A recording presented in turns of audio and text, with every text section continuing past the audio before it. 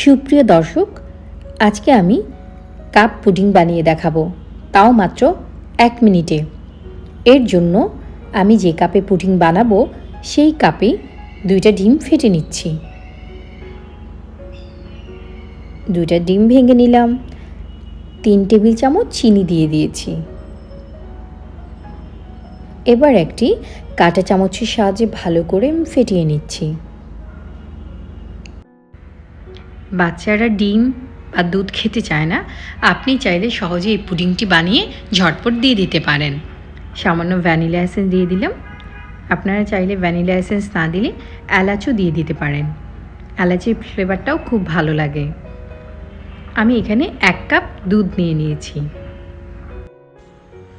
এবার আমি এটি ভালো করে মিশিয়ে নিব।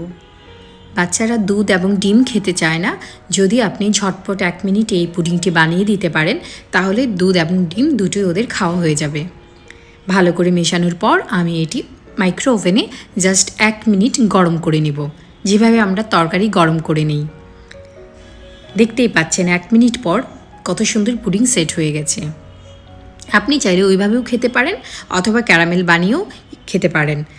আমি 3 টেবিল চামচ চিনি এবং 1 টেবিল চামচ পানি দিয়ে এটাকে ভালো করে ক্যারামেল বানিয়ে নিচ্ছি।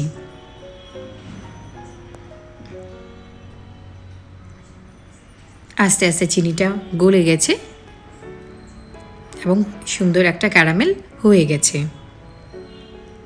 দেখতেই পাচ্ছেন কালারটা অনেক ডার্ক হয়ে যাচ্ছে।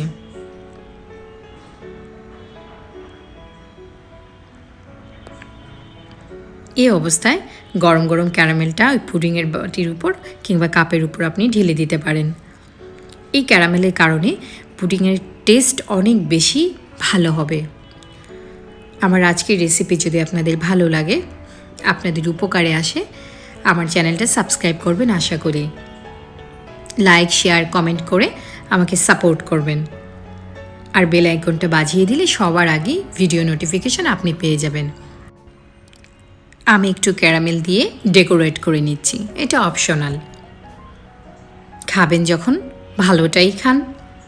লিয়াস রেসিপির সাথে থেকে ব্যতিক্রম রান্নায় নিজেকে আত্মবিশ্বাসী করুন। রান্না হোক আয়ের মাধ্যম। আল্লাহ হাফেজ।